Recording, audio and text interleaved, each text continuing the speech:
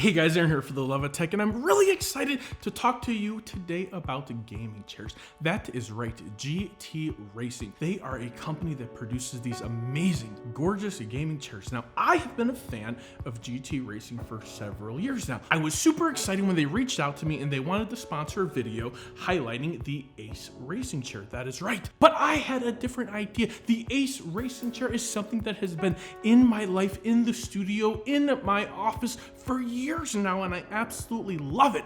It is great, feels comfortable, and has all sorts of different functions. But today I want to bring you something a little different. In the For the Love of Tech style, I am built for comfort and not speed, which means I need something a little bit more luxurious, something a little bit more plush, something with a little bit more cushion for my tuition, if you get what I'm saying, which leads me to the Ace M1. First thing we have to do is we have to get it out of the box. This is a tech channel and we do unboxings, which is exactly what we're gonna do here. Some assembly required.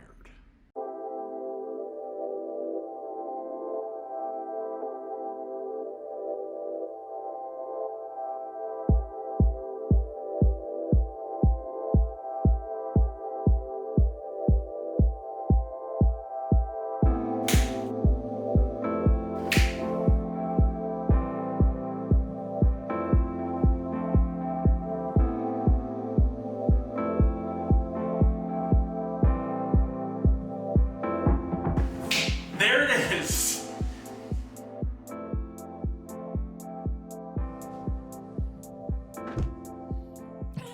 The whole process took me about 20 to 25 minutes start to finish. It did not take me long at all. I used a little IKEA drill. Pro tip, if you have one handy, grab it. It definitely beats that little twisty wrench they include with it. However, the twisty wrench is all that you actually need. The screws go in easy. It wasn't hard, it wasn't complicated.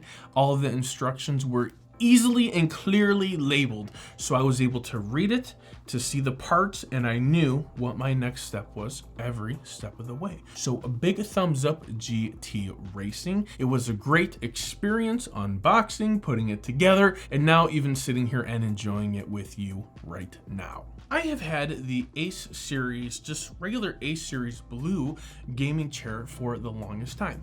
I sit in it in my office, I sit in it while I play games, I use it when people are over. I always put them in that chair because that's like the royalty throne chair.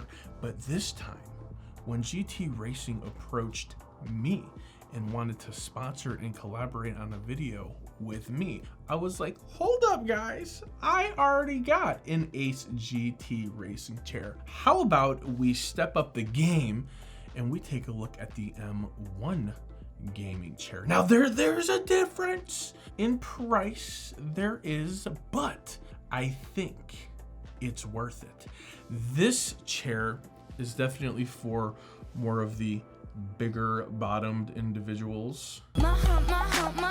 This chair is designed to carry a weight capacity of 330 pounds. I'm not saying I'm 330 pounds. I mean, I'm not little, but I am saying there is a need for gaming chairs for people of all sizes. If you try to fit a big person into a little Ace chair, it might not always fit great. This feels phenomenal. This chair feels like it was made and designed for me. It is definitely a bump up as far as their product line.